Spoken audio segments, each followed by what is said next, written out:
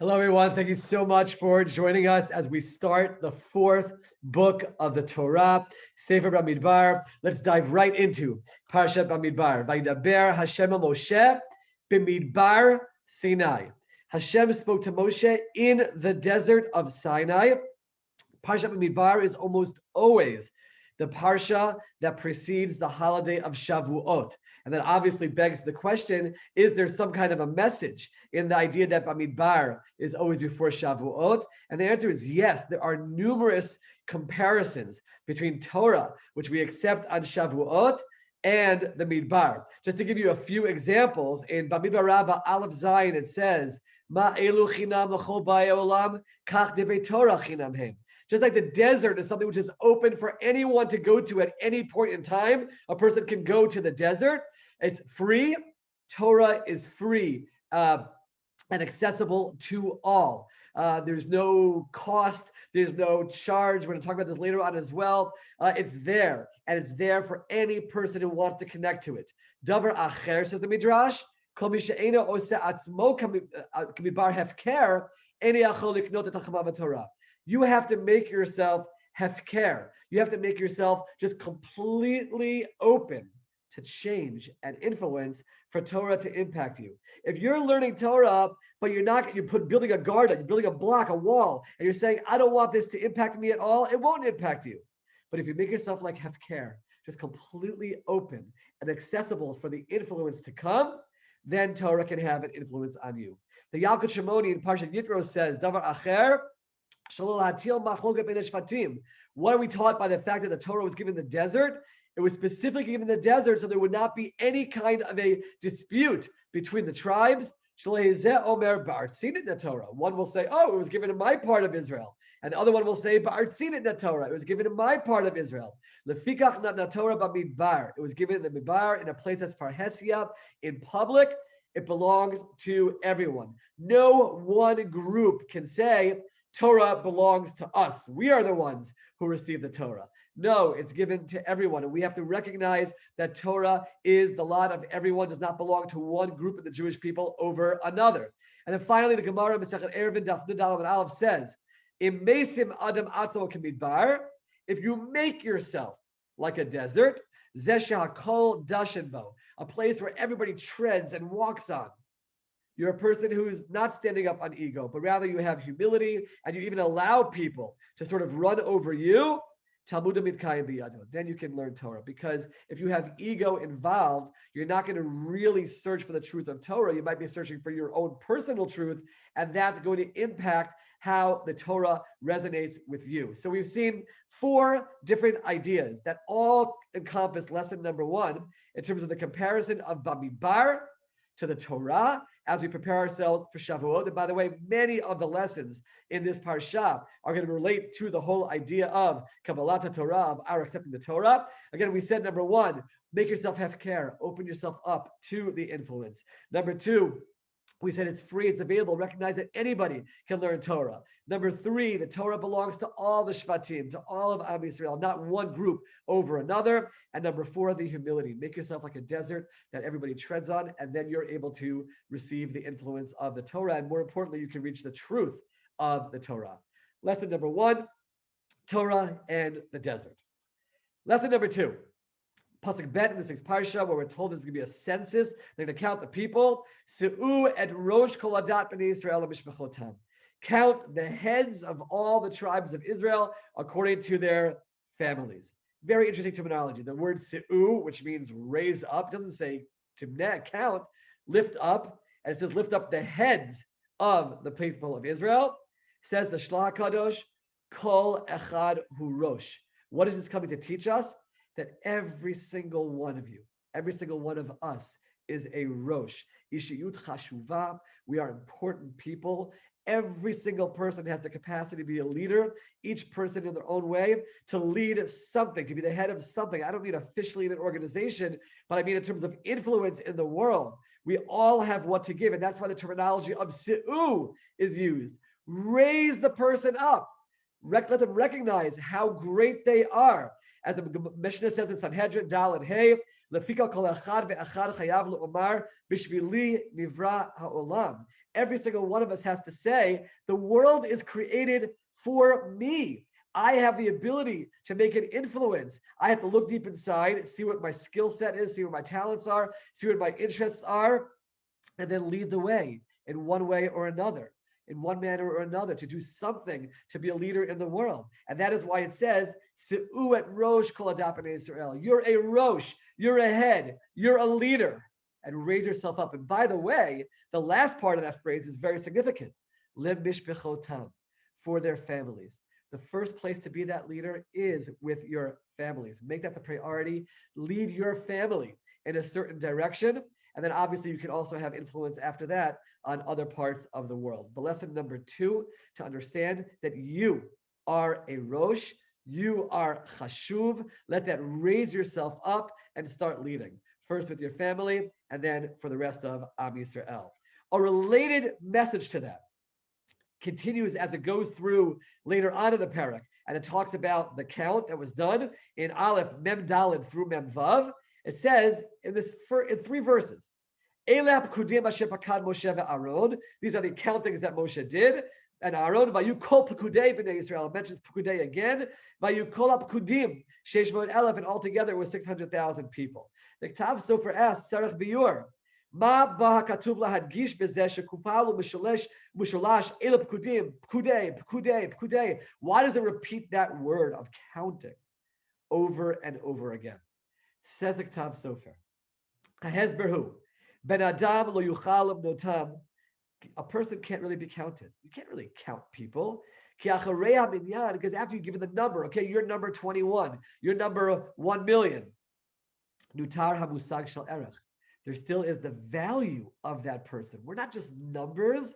We represent something great. Uven adam yodea ragat kamut. All we know is the numbers. We do a census. Oh, there are this many million Jews living in America. There are this many million Jews living in Israel. There are a few 100,000 people living in this city, tens of thousands of people living in this, and you become a number.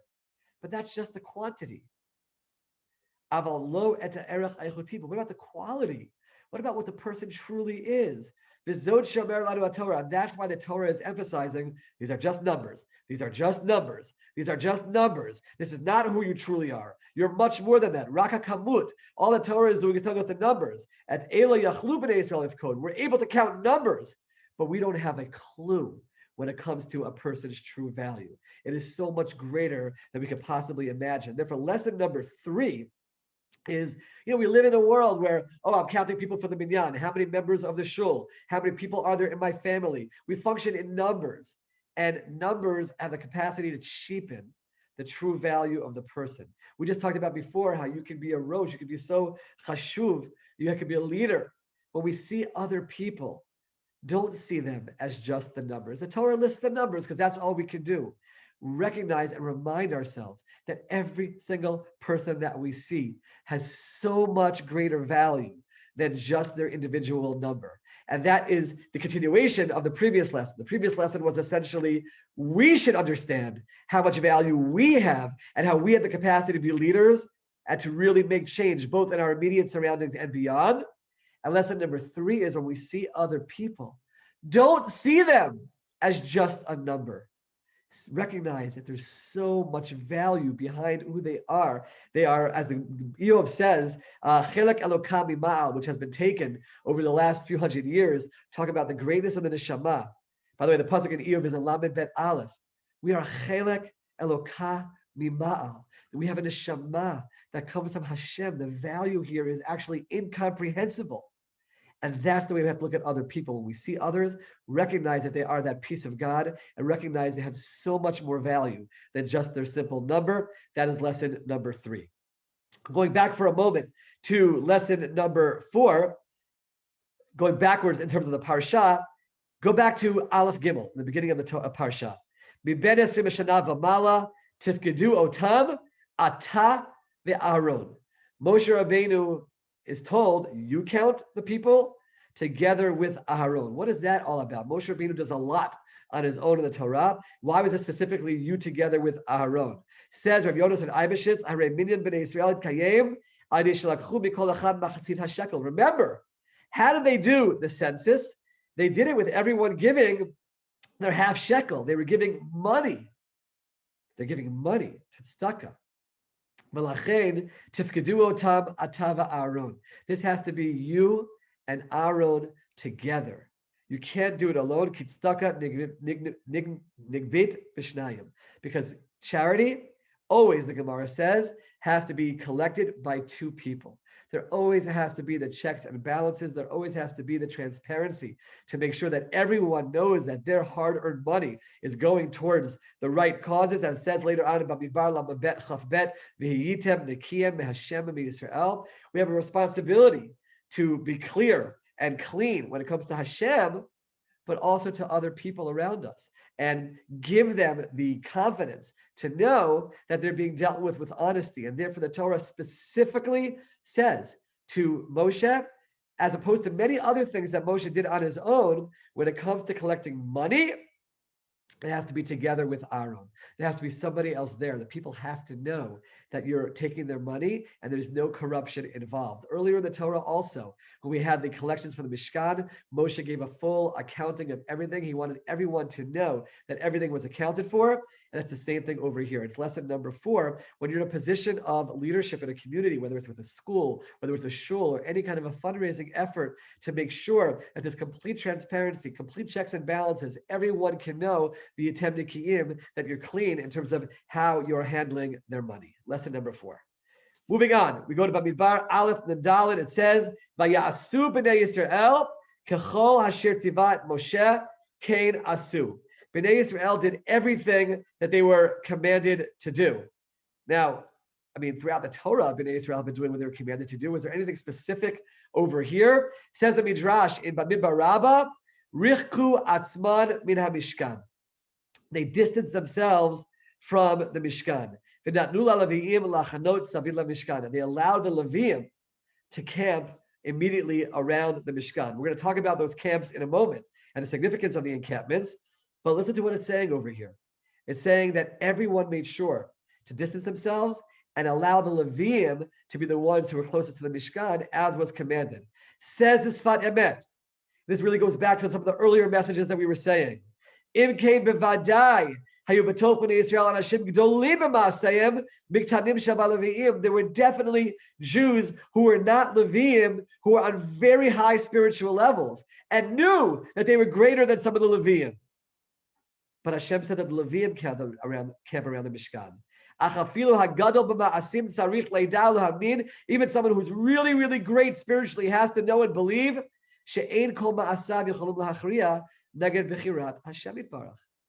But Hashem decided that the Leviim camped there. And even though you yourself are aware of your greatness, we talked about before, the individual greatness about being leaders in your families and in your surroundings. We talked about how everyone is more than a number and has a great value. Despite knowing all of that, you still have to follow what Hashem said. Kohanim have this role no matter what. Leviim have this role no matter what. Yisraelim have this role no matter what. And it was an amazing statement that all of Bnei Israel did exactly what Hashem commanded. Even those people amongst the Yisraelim who felt and knew that they were greater than some of the Leviim, nevertheless, in terms of the encampments, this is what Hashem said to do. What Hashem said goes. So we have this very interesting dichotomy that we've created. On the one hand, we're talking about how great we are. We are chelik neshama. We have a piece of Hashem inside of chelik elokami ma'al. But nevertheless, we're still bound by the rules that Hashem sets forth for us. And that's a really critical message, because yes, be proud of yourself. Yes, understand who you are, but also recognize that everything has to be done within the confines of what Hashem says, even if that means that someone who you see as spiritually inferior to you gets greater placement in terms of the Mishkan. That's okay. That's what Hashem commanded. Recognizing your greatness doesn't mean that you're filled with ego and you know what's right. You have the place where you understand your greatness, you understand your incredible value, and then there's the word of Hashem. And that's lesson number 5, to put everything in its context. And Bnei Israel understood to give the Leviim that priority. Talking about those encampments. Parak bet, pasuk bet, ish al diglo, ve'otot leveit avotam yachanu b'nei Yisrael. Everyone had their very specific place to camp. It's an amazing, amazing parak. You should read Parak bet just to see how it all plays out. So specific. This is on this side of the Mishkan. This tribe is on this side of the Mishkan. This is the leadership tribe in this group. These are the ones that follow. Everything very, very misudar, very, very orderly, according to their flags and exactly where Hashem told each person to be. Think about this for a moment. Why? Why does it have to be that way? Why can't Bnei Israel just march through the desert and everyone stand wherever they want to stand? There was a clear message over here about the idea of Seder, of having orderliness in our lives as Ovdei Hashem. And think about it for a moment. What is the greatest night of the year? Leil HaSeder. It's orderly. We start out beforehand and we sing through every step of the way what we're going to do, because it's all about order. It's all about having the sequence. It's all about having things thought out. When we go to yeshiva, what do we do when we're going to learn in the morning? I'm going to morning Seder, to Seder Rishon. I'm going to night Seder. It's orderly. That's a Limud HaTorah, one step after another. If you just go daf after daf every single day in an orderly fashion, after 7.5 years, you finish Shas. If you give yourself a Mishnah a day, you give yourself a Parak a day. Orderly. That's how you accomplish things in learning, and not things that are haphazard. So we have orderliness in Avodas Hashem. We have orderliness in terms of our learning. Where do we daven? You're supposed to daven in a makom kavua, in a set place. There's an orderliness that's in place in all aspects of our Avodat Hashem. And that's also telling us it's a key to being successful in our lives in general. Chaos leads to anxiety, leads to tension, leads to strife, makes it much more difficult to serve Hashem in those circumstances. But if every person knows, this is my place, this is where I go, this is how I function, this is what I'm learning, this is where I'm davening, this is what I'm doing in terms of my mitzvot today, that Seder, that is a key to success in Avodat Hashem. And we're taught that specifically in the order that the Jews camped in the Midbar. The Torah spends a lot of words on this. It teaches us lesson number 6, the importance of order in Avodat Hashem. Order in terms of our plan for the day, order in terms of where we're supposed to be and when, order in terms of how we're learning. That is the key to succeeding in Avodat Hashem. Moving on to lesson number 7, Bamidbar Bet Yud Zayin. Torah tells us, V'nasa ohel moed machaneh leviim b'toch ha-machanot. As part of that orderliness that we were just talking about, the camp of the Leviim is in the middle. The Mishkan is in the very, very middle. Says the Chafetz Chaim. Kevan shah Torah munachat ba'aron sheba'ohel moed. The Torah is in the Aron, which is in the Ohel Moed. Tzarich ha'ohel moed liot tamid b'toch ha-machanot. The Ohel Moed, the Torah itself, has to be right in the middle of all the Jewish camps. Ba'emtza. Lo karov biyoter le'achad, not closer to one. Lo rachok biyoter mi'asheni, not further away from another. Torah is right in the middle of the Jewish camp. Kamo shehabima be'emtza beit HaKnesset. That's the reason why we have the bima, where we put the Torah. That should be in the very middle of the shul, because it shows that it's something which is for everyone. In the very beginning of the Torah, the tree of life was placed b'toch hagan, but says onkelos, but matzia ginta in the middle. That's where it was. Gama Torah, the Torah for us, he eats chayim. It's a tree of life. Everyone has to gather around it. The Torah is in the middle. Everyone has equal accessibility, as we talked about before. But even more importantly, that shows us that the Torah has to be central to our lives. That is all the symbolism here. The Torah and the Ohel Moed is always in the middle of the Jewish camp, because no matter what a person is doing, in their lives, and we've talked about this theme before, Torah ultimately has to be at the center. That ultimately has to be the anchor, both Limud Torah and keeping the Torah. And that is the message in terms of the symbolism of how the Jewish people camped. That's why the bima is in the middle of the shul. It's to remind us that, yes, number one, it's equally accessible to all. And that's for sure a very important point. But even more significantly, it's the center of our lives. It's what everything revolves around. And that is lesson number 7. Making Torah, as especially we're coming towards Shavuot, part of Kabbalat HaTorah is making sure that Torah is the central component of our lives. Moving on to lesson number 8 in Bamidbar Gimel Lamed Chet, Hachonim Lifnei HaMishkan Kedma Lifnei Ohel Moed Mizracha Moshe V'Aaron Uvanav. We're talking about who camped where and how it all worked. Says Rashi on the words Moshe V'Aaron Uvanav. Usmuchim lahem, who was the closest to Moshe in all of this, and his family, was Degel Machane Yehuda. The way they were camped in the various directions, the closest to Moshe was the flag of the camp of Yehuda. Who was with Yehuda? V'achonim alav Yisachar uZvulun. Yisachar and Zvulun were the tribes that followed behind Yehuda. Says Rashi, quoting Chazal, what does that show us? Tov la tzaddik, tov la shchena. That if someone is a good person and living their lives in a proper way, they're a tzaddik, that's going to have an impact on their shachein, on their neighbor. Because these three tribes were the neighbors of Moshe, Yehuda, Yisachar, and Zvulun. And who was Moshe? Shaya Osek b'Torah. Moshe was a person who was engrossed and involved in Torah day and night. Nasu Gdolim b'Torah. These tribes, because they had this close proximity to Moshe, that had an influence on them. And that enabled them to be great in Torah as well. What an unbelievable idea of just being close to great people. We're not even talking about interacting with them yet. We're talking about just being in their proximity. That has an influence. Tov la tzaddik, tov la shcheno. What's bad for, right, but karov la rasha, right, it's bad for the neighbor. If you're bad around wicked people, around people who aren't living their lives the right way, that could have a negative influence. But let's focus on the positive here for a moment. The idea of making sure that in our lives, we have people who are near us, who are tzaddikim and tzadkaniot, that has an influence. We talked about before in terms of Pirkei Avot, the idea of running after the Talmid Chacham, who represents this righteousness. It has an influence, and especially when it comes to someone who's learning Torah. Again, apropos for Shavuot, because the very fact that you're around someone who's spending significant time learning Torah, that will have an impact on people around you. And by the way, this is also a message for families. We were talking about before, about being leaders. Lead by example.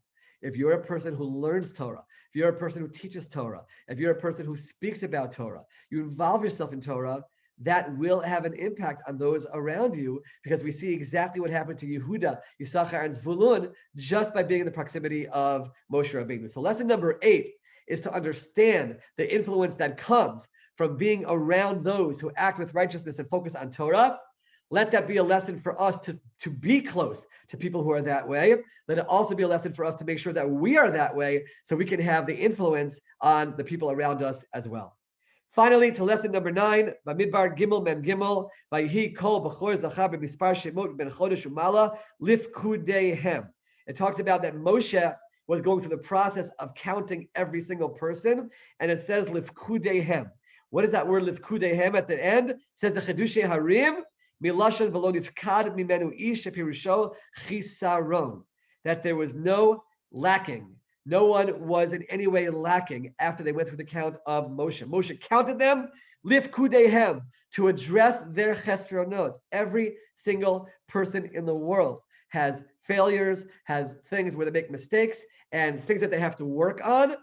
Moshe Rabbeinu addressed those when he was counting the people.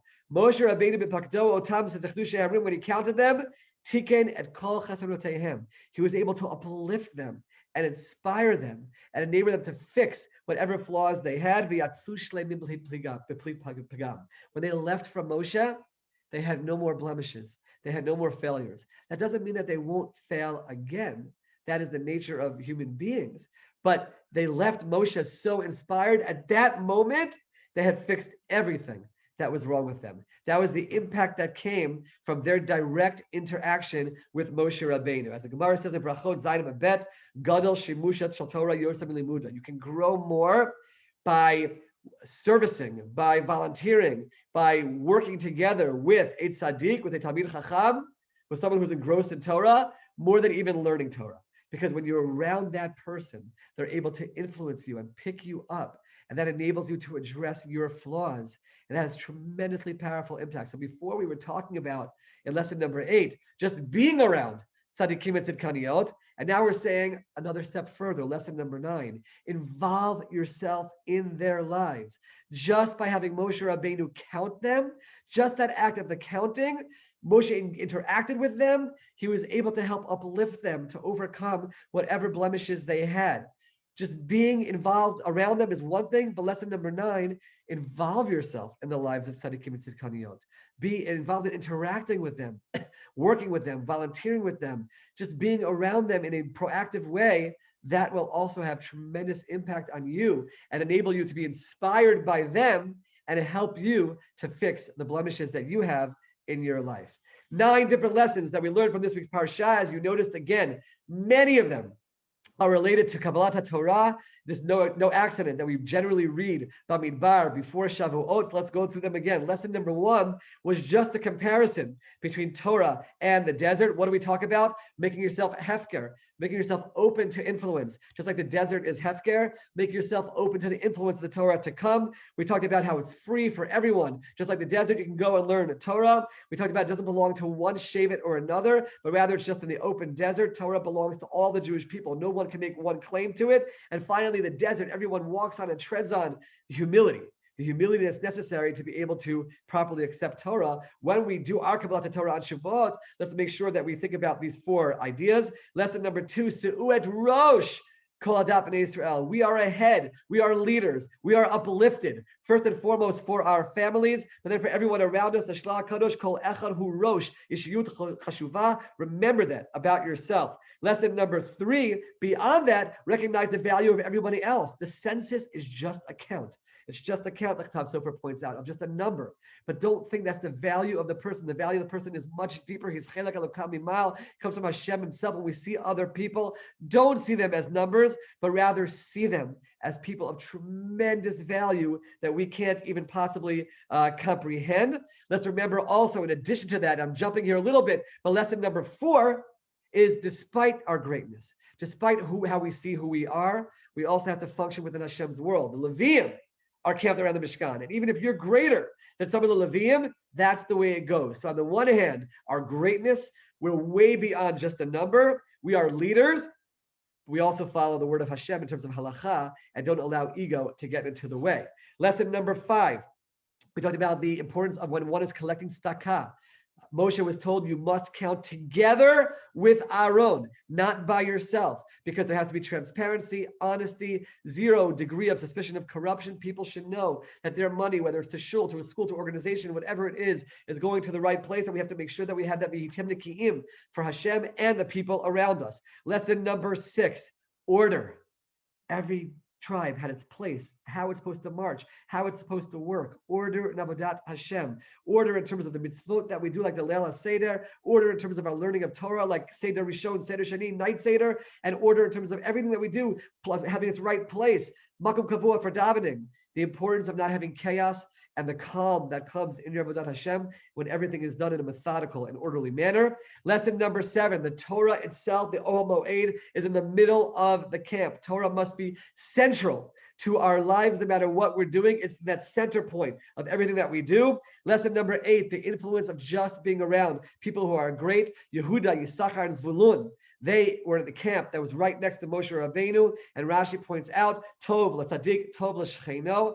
They benefited from that. Just be around great people. Just be around righteous people, and it will have an influence on you. But then lesson number 9, go a step further. When Moshe Rabbeinu interacted with them, he was able to fix all of their chesronot at that moment, fix all their blemishes. They left with a state of perfection, because when you interact with the tzaddikim, the tzidkaniot, you're involved with their lives. That has an incredible impact on you and it helps you to fix the flaws that you have in your life. Let's try to incorporate hopefully all of these lessons, especially as we approach Kabbalat Torah, the holiday of Shavuot. Thank you so much for joining us. Wishing everyone a Shabbat Shalom.